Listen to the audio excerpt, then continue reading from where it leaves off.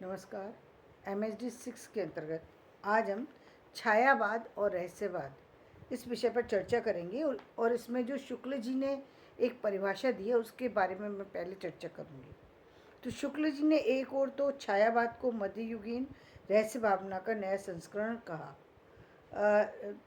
कबीरदास किस प्रकार हमारे यहाँ ज्ञानवाद और सूफीवाद के भावात्मक रहस्यवाद को लेकर चले, ये हम पहले दिखाए हैं। उन्होंने कहा कि छायावाद जो है मध्ययुगीनी रहस्य भावना का नया संस्करण है। मतलब उन्होंने छायावाद को रहस्य भावना का नया संस्करण, नया रूप दिखाने की कोशिश की। दूसरी, कबीरदास किस प्रकार हमारे ज्ञानवाद और सूफीवाद के भावात्मक रहस्यवाद को लेकर चले, ये हम पहले दिखाया है। तो देखिए, जहाँ तक ज्ञानवाद और जहाँ तक हम ज्ञानवाद और सूफीवाद की बात है और उसके भावात्मक रहस्यवाद की बात है, वो सही ठहरती है। रहस्यवाद एक बिल्कुल अलग चीज़ है। उसी भावात्मक रहस्य परंपरा का यह नूतन भावभंगी और लाक्षणिकता के साथ आविर्भाव है। अब उन्होंने क्या कहा कि उसी भावात्मक रहस्य परंपरा का यह नूतन छायावाद जो है वो नूतन आविर्भाव है। अभी मैं इनकी पूरी परिभाषा कर दूं, इसके बाद मैं एक एक चीज़ को क्लियर करने की कोशिश करूंगी। दूसरी ओर उन्होंने छायावाद को वेदांत के प्रतिबिंबवाद का नया संस्करण कहा, जो छायावाद नाम से प्रचलित है। उन्होंने दूसरा कहा कि छायावाद वेदांत के प्रतिबिंबवाद का नया संस्करण है। जो छायावाद नाम से प्रचलित है, ये वेदांत के पुराने प्रतिबिंबवाद का है।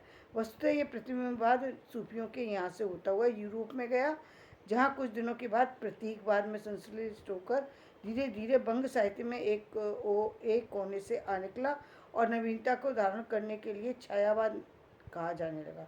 इस तरह यह शब्द काव्य में रहस्यवाद के लिए गृहीत दार्शनिक सिद्धांत द्योतक शब्द है। और ये पूरी परिभाषा अपने आप में बिल्कुल उन्होंने, अब मैं क्या कहूँ, कहना तो मुझे नहीं चाहिए लेकिन बताना इसलिए ज़रूरी है कि यहाँ पर कुछ चीज़ें जो हैं समझने की बात है। देखिए, ज्ञानवाद और सूफीवाद को जब रहस्यवाद से जोड़ते हैं तो वो बात सत्य प्रतीत होती है, क्योंकि रहस्यवाद का मतलब ही है रहस्य। कोई छुपी हुई बात की, कोई गुप्त बात के बारे में चर्चा होना, वो रहस्यवाद होता है। चाहे वो भावनात्मक है, चाहे ज्ञानवाद से जुड़ा हुआ हो, वो जितना भी हम ईश्वर से जुड़ा हुआ चिंतन कह सकते हैं, वो रहस्यमयी चीज़ें कह सकते हैं, जिनकी खोज में निकलते हैं व्यक्ति, उनको रहस्यवाद कह सकते हैं। लेकिन छायावाद रहस्यवाद को नहीं कह सकते, क्योंकि छाया का मतलब क्या होता है? छाया व्यक्ति की परछाई को कहते हैं, और व्यक्ति की परछाई व्यक्ति के साथ साथ चलती है। तो छायावाद में एक तो नई कल्पना आई, स्वच्छंदतावाद। तो ये आया कि स्वच्छंद रूप से लोग लिखना शुरू हो गए। अब वो नए नए टॉपिक पर लिख रहे थे, जो टॉपिक पहले नहीं लिखे गए थे उस पर लिख रहे थे। ये तो था स्वच्छंदतावाद।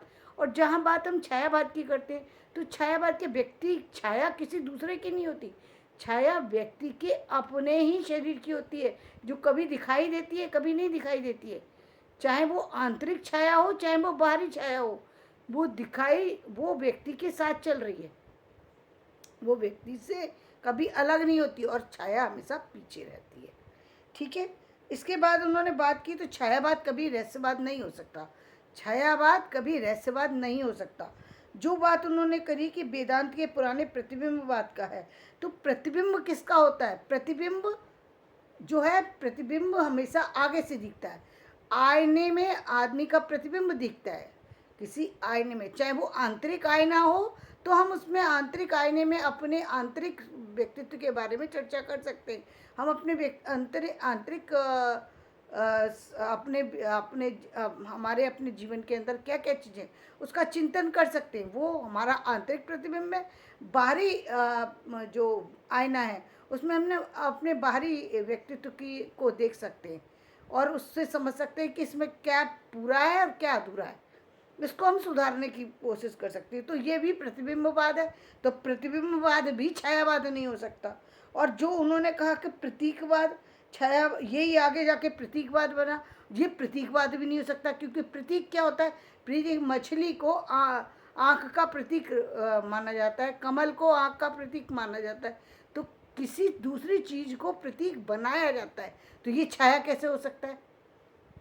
तो ये छायावाद कैसे हो सकता है? जब वो कहती हैं माधवी वर्मा कि मैं नीर भरी दुख की बदली, तो क्या उनके जीवन की छाया ही तो है, उनके जीवन की छाया है, उनके जीवन के वो समय है जो जो जिससे वो गुजर करके आगे बढ़ी हैं। तो छायावाद वो जीवन का वो पहलू होता है, जीवन की वो घटनाएं होती हैं जिनसे गुजर कर के व्यक्ति आगे पहुंचता है। तो छाया हमेशा व्यक्ति के साथ साथ चलती है। तो जीवन में व्यक्ति ने अपने जीवन के बारे में चर्चा शुरू की और दूसरे अन्य नए नए टॉपिक पर लिखना शुरू किया। और इसका जो है वो उसको इसका रास्ता कहाँ से मिला? ये मिला द्विवेदी जी के द्वारा। द्विवेदी जी ने जब कहा कि अलग अलग सब्जेक्ट पे लिखो, कब तक पुराने सब्जेक्ट पे लिखते रहोगे, जबकि आज युग की मांग है कि आप नए सब्जेक्ट पर लिखें। तो नए सब्जेक्ट पर लोगों ने लिखना शुरू किया। तो आज का तो मैं वीडियो यहीं समाप्त करती हूँ। कल फिर मैं वापस से इसी छायावाद और रहस्यवाद के आगे चर्चा करूँगी। तो धन्यवाद। मेरा वीडियो पसंद आए तो इसे लाइक करें, शेयर करें और सब्सक्राइब करें।